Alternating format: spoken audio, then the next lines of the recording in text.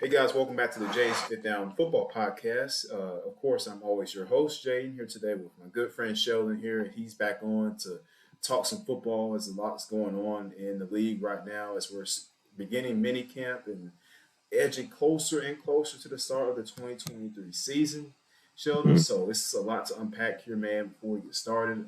But yeah, man, thanks for coming on and let's get to it. Yep, glad to be on. Glad to be on. Yeah, yeah. So first off, man, like I said, mini camps going on right now. All teams pretty much started mini camp today. So voluntary workouts are pretty much over with. Now we're getting to the gritty part of the off season practicing. Still no pads. Mm. You know what's funny, man? I saw something with Jameer Gibbs. He was talking about they asked about Alabama's practice and then the NFL. And he's like, oh man, dude, Alabama was so much harder. Yeah, So I can imagine though. Nick Saban's the, yeah, college football. Yeah, most yeah. definitely. College football practice is definitely, You can especially if speak to it, this. You can speak to yeah, this. especially like a Nick Saban type of practices. I can tell they're way more intense probably than few NFL teams. Yeah, yeah. I mean, you know, these guys aren't even in pads yet. I mean, Yeah, dude. I mean, high school and college practices, man. You're in pads in freaking spring. The that is spring, then maybe you're in shorts and helmets in like for a couple weeks in the summer, but then it's like back to straight pads. active pads. Yep. Yeah, back to pads. So hey, these guys got it a little bit good there. But yeah, man, no, going into mini camps, bro. Yeah, some storylines I want to really talk about. A couple guys holding out. Chris Jones, most notably, Saquon Barkley holding out. Stephon Diggs as well holding out, man. So um, yeah, these guys want to get paid. I didn't hear about Stephon Diggs one. Oh, that sounds interesting. Yeah, I yeah, wonder. I wonder if he's because you think of the recent game they played, of course, in the playoffs. They were completely just beaten, just on every level. It was just beaten by the Bengals. And of course, we saw Stephon's frustration during that game at Josh Allen. So I was wondering maybe, is there a disconnect? Is he unsatisfied with the franchise, especially if, their expectations was to be a Super Bowl team? They're supposed to be one of the top teams in the league, and they haven't made it to the Super Bowl yet. So maybe Stephon wants to get out of there, go someplace new. yeah, possibly. I mean, Diggs, he is signed through the 2027 season technically, but he can get out of that in 2025. So that's just something to keep an eye on there. But yeah, he seemed very disgruntled after that game. And who wouldn't be? I mean, you look at the last, 3 years with the Bills. I mean, they've all ended in postseason losses, two of them being to the Chiefs. And Chiefs are going to be the Chiefs, but the Bills still very could have won those games. And so I understand like he might be up. Yeah, he's probably upset. So we'll see what happens. I mean, he forced his way out of Minnesota. So maybe the same thing's happening here. I don't know, man. Yeah, it's it'll be it, it'll be interesting to see how the team's going to go forward because they're really going through their last years of being a top team where they eventually have to pay guys, you know, and then you got to think about the culture. Is Sean McDermott really a head coach that could push this team to a Super Bowl? Or is he just a guy who just came in a really good situation, held it for a while, but never could get to the top? something. I think I think this year we put him on the hot seat, Oh yeah, yeah, most definitely. yeah. I agree. The Bills are in trouble. That's safely putting it like the Bills are in trouble. If they do not win in these playoffs um, next year or this coming season, rather, I'm talking at least AFC Championship. Like, I mean, even if they lose, like you gotta, but it's got to even if they lose, man. I want to see better performance than what I saw a season ago, and season before that. Like I want to see the Bills actually play good football that we know that they can play because they showed it through the season. But then Josh Allen kind of crumbled a little bit. So I'm looking for him to be more consistent. I think the Bills are in trouble, especially if they cannot stop anybody defensively because their defense has been a little bit questionable at times. So, you know, I mean, Von Miller's coming back, so hopefully that'll help him out. But I don't know, man. Bills are in trouble. I mean, Yeah. can we safely say that like Buffalo is a team that they gotta they gotta do good this year, like have to. Yep. I think it's going to be really important this season because this is really the make or break season. Of course, throughout almost Josh Allen's whole career, excluding his first 2 years, they've been a team that everyone said they're going to make the Super Bowl. They are high likelihood to win the Super Bowl. We've seen the Eagles, the Chiefs, the Buccaneers, even the Bengals all make it to that very important game.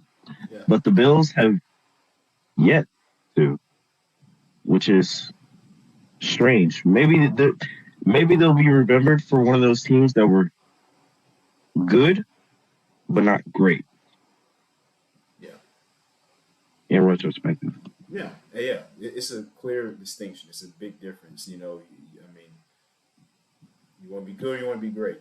And I think for the Bills, I mean, yeah, it's they gotta figure out a way to get it done. And I think it's very possible. Now, the AFC is of course very top heavy. It's very good all across the board. A lot of teams are good in the AFC. Um, Pretty much the whole conference minus a few teams. So it's gonna be tough. But the Bills, I mean, you look at the roster talent wise, but they should be in the AFC Championship game at least every year. Mm. Every year. Yeah. Like kind of like the Chiefs have been. I mean, heck, the Bengals, they're not.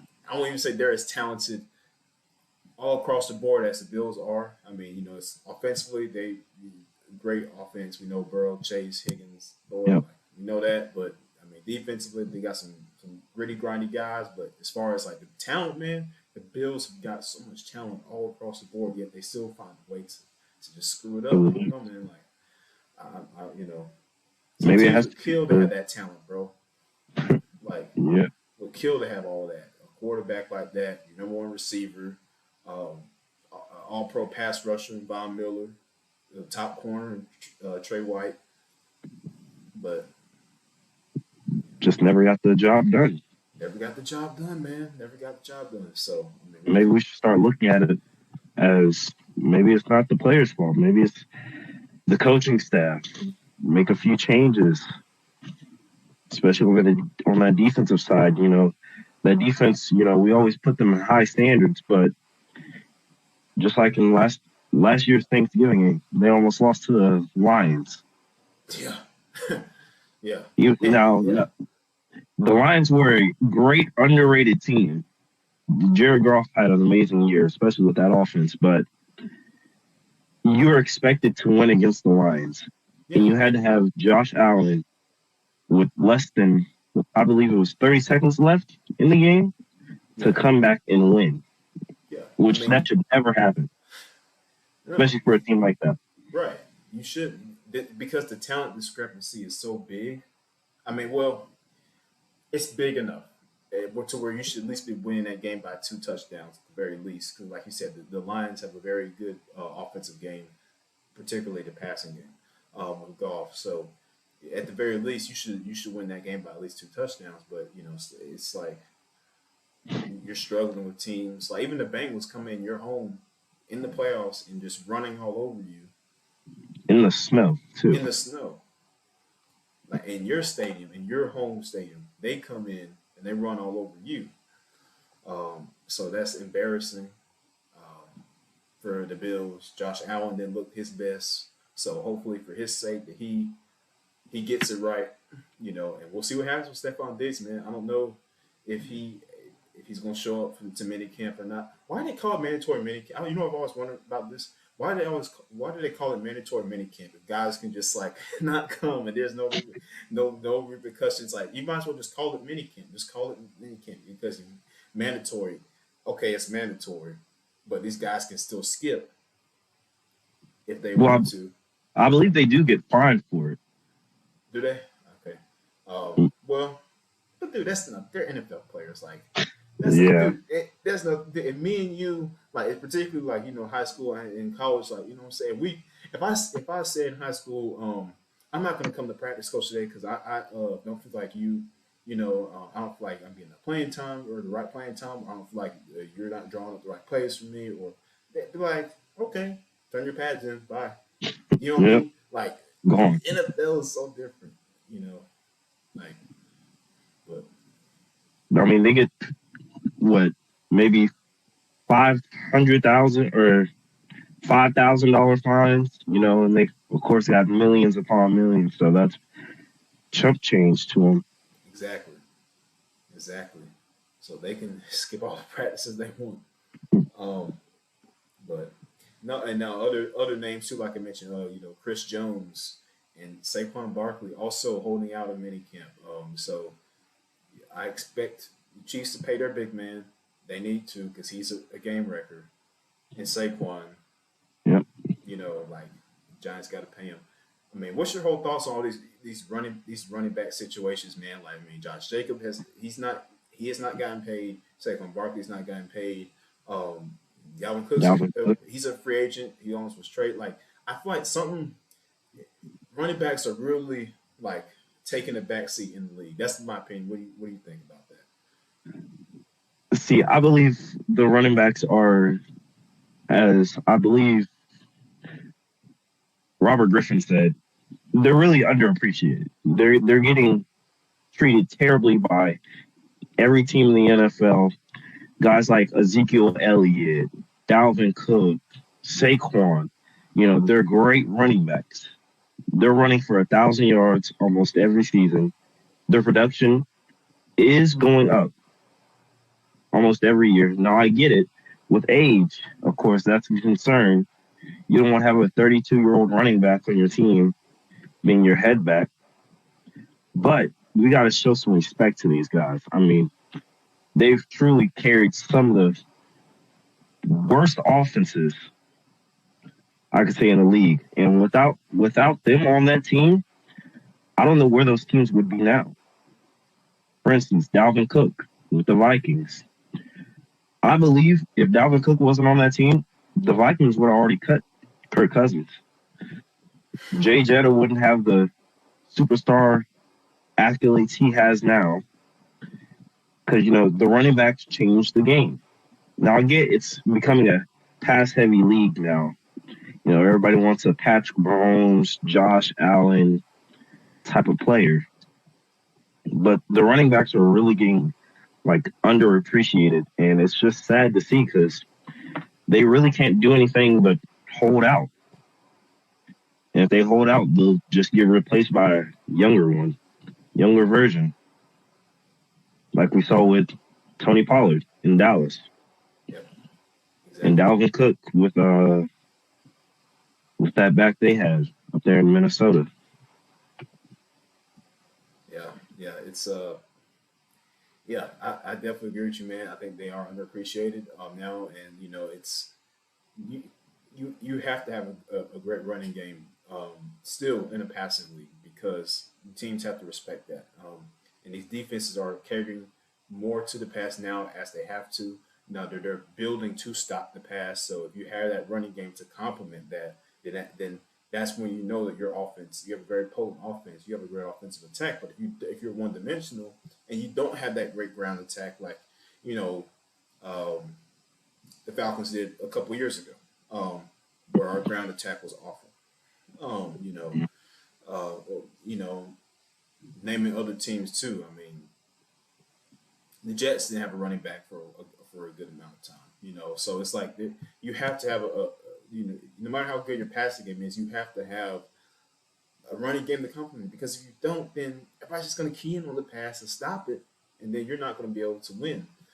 So Yeah. that's you have to, you know, but it's crazy, man. NFL. Yeah.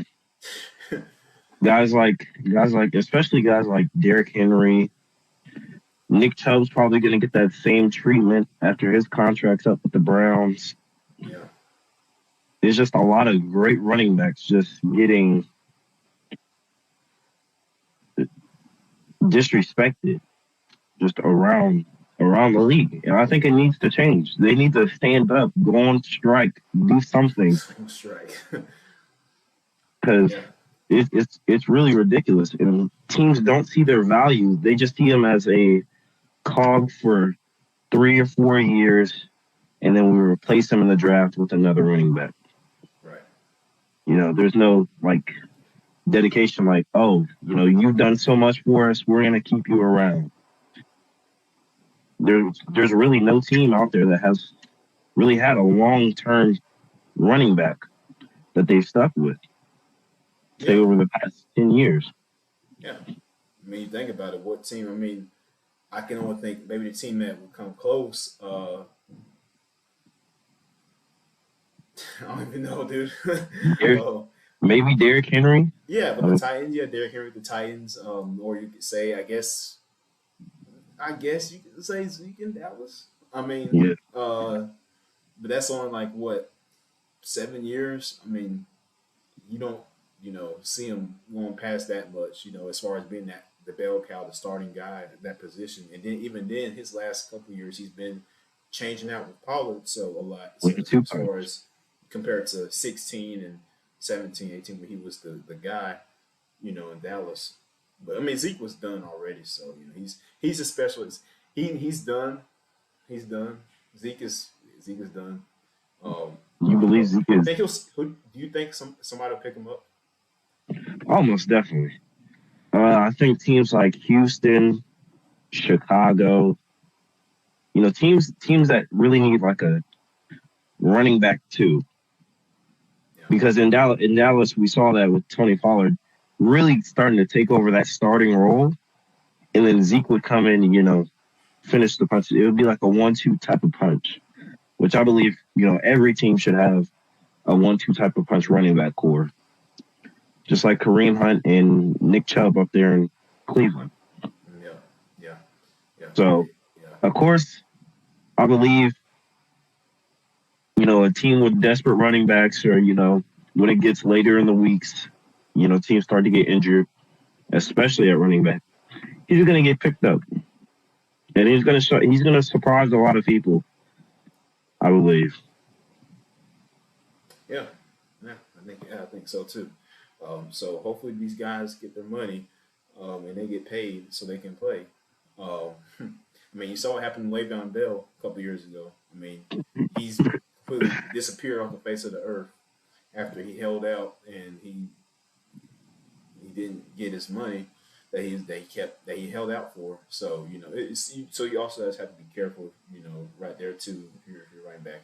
But another name I want to mention though is Daniel Hunter, a guy. He's an underrated guy on the Vikings. Great pass rusher, man. He's in the Mhm. final year of his 5-year, $72 million extension.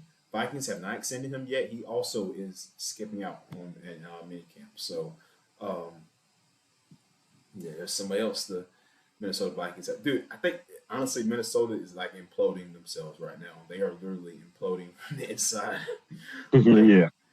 they better watch it, man, because long before you might mess around and you have all your good players gone. You already lost Thielen. You lost Eric Kendricks, Dalvin Cook, um, possibly Daniel Hunter.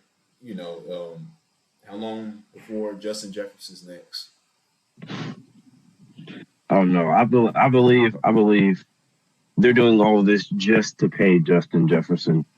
Of course, they're probably not going to re-sign Kirk, which is probably going to be the start of a rebuild. This is definitely a rebuild coming in. By next year, Kirk's going to be gone. They're going to try to clean their cap space so they could sign Justin Jefferson to probably the biggest NFL contract a receiver has made in quite some time. I think he'll be the highest paid receiver, of course, because he honestly deserves that right You about think now. you think he's the best in the league? Oh, most Justin definitely. Jefferson. Yeah, he's number one. This season, he proved himself that he was number one. But it'll be interesting to see, who they go and get to replace Kurt. If Justin Jefferson can keep that production with a new QB, probably in a whole new system. But the Vikings will be an interesting thing. Yeah, I always thought they were a weird team, dude, because it's like they don't suck, but they're like a contending team, but like they're still mid. Okay. They're like in I the don't middle like of to the say road. mid. I don't like to say that word because I feel like it's so overused in this world today in 2023. I feel like everybody's saying mid, even though the Vikings are like they're like a mix between. You know what I'm saying? Like they're a mix between. Yeah, They're not like a bottom feeder team, but they're not a a top top team, contender either because they sure don't play like it when they and they're need right to. in the middle. They're like right in the middle. They're a weird team, man. I don't know how to describe the Vikings, and I feel like they're going to continue to be that way until they figure out what their identity is and who they are. And figure out how to execute what they're trying to do. I don't think they know what they're trying. I don't think Kevin O'Connell has set an identity for this team yet. Mm-mm. I don't. I don't. I don't know what they are. Some teams, you know what their identity is. You know who they are. Like I know what the Bengals are. I know who the Chiefs are. I know who, um, whoever the 49ers are. But the Vikings, I don't know who they Yeah, the Vikings are like the teams that going into the season, you think, oh, they'll be a very mid team, bottom feeders. And then as the season progressed, they start overachieving, especially like this year. They became one of the top teams in the NFL. Of course, they had that incredible record throughout the regular season. are. Yeah. And then, you're thinking, okay, maybe the Vikings are a team we shouldn't be sleeping on. Maybe they're a team that can make it all the way to the Super Bowl. Then they lose in the wild card round To the to the Giants. to the Giants, to Daniel Jones. And then you're just like, well, there's no consistency with this team. I feel like that's their whole motto. They're inconsistent. They don't know if they want to be good and if they want to be bad. So it's going to show every week. Just like that. Although it was an incredible comeback, they were getting blown out by the Colts in three quarters, really, before, of course, the Colts collapsed. Yes, the Colts and Matt Ryan collapsed. Let's make sure we add Matt Ryan in there, who is now joining CBS as a broadcaster. So, congrats to Matt on that.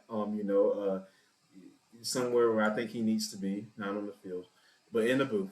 So, congrats to Matt Ryan there on doing that. Joining the CBS Sports broadcasting team there. But yeah, I think the Vikings do. Yeah, they need to figure out who they are. Otherwise, they're not going to win because Jefferson, dude, he wants to win. I know he wants to win. He's a guy like, yeah, he wants his money, but he wants to win because he comes from that winning culture there at LSU and all that. Him, guys like him, Burrow, like Chase, They like those guys, they want to win. So yeah, at some point they got to figure it out. But just another few storylines, man. We just want to talk about here was uh, Anthony Richardson, dude. Last time we talked, of course, we know where he was going. He goes to the Colts, and the word around camp is that he's been looking really good. So, do you think the Colts end up starting him week one?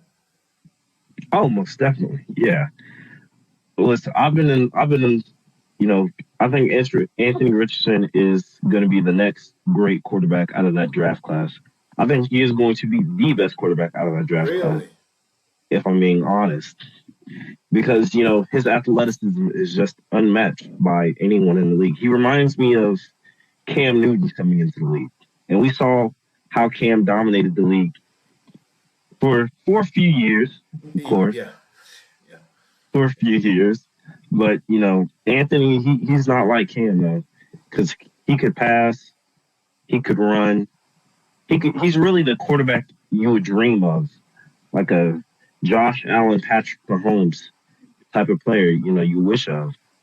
And I think the Colts are definitely going to be a great team while he's on that roster. He's this year he's going to lead them to the playoffs. Oh wow, Sheldon dropped the hot take, the big bomb on Jay's fifth down, guys. You heard there. Sheldon said that the Colts are going to go to the playoffs, and Anthony Richardson is going to take them there. He said it.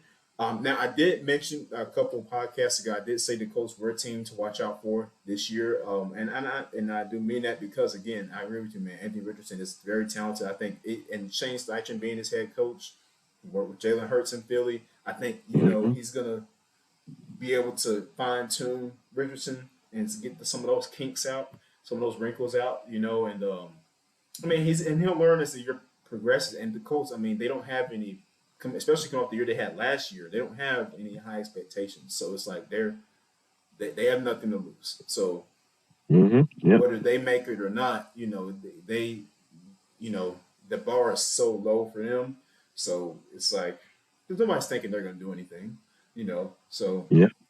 it'll be interesting. And then another thing too, man, you just want to talk about real quick was now Lamar Jackson again. Since we talked, man, it's been a while since I had you on the podcast, but Lamar did come back to Baltimore. As I thought he would. But he came back to the Ravens. So he's back there, and they got OBJ, man. So man, look, are we?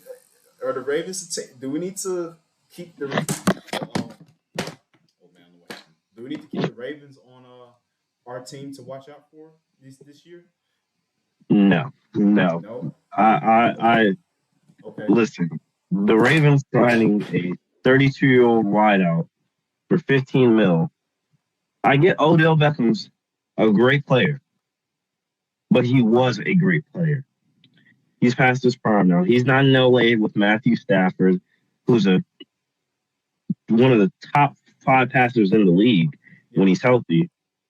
But this Lamar Jackson we're talking about, he really hasn't shown himself to be a passer more than a runner, if I'm being honest. And them drafting Zay Jones too, this just all reminds me of Hollywood Brown. He reminds me exactly of Hollywood Brown. And I feel like everybody's gonna have that expectation of, okay, Lamar's got receivers. He's gonna go he's gonna do something amazing this year. And if he doesn't do something amazing this year, they're going to blame it on those receivers. Because you look out throughout all the years, the Ravens have drafted how many receivers in the first round ever since Lamar came? Three or four? And Yeah. all of them don't work out. That that's not right. That doesn't sound right. It doesn't.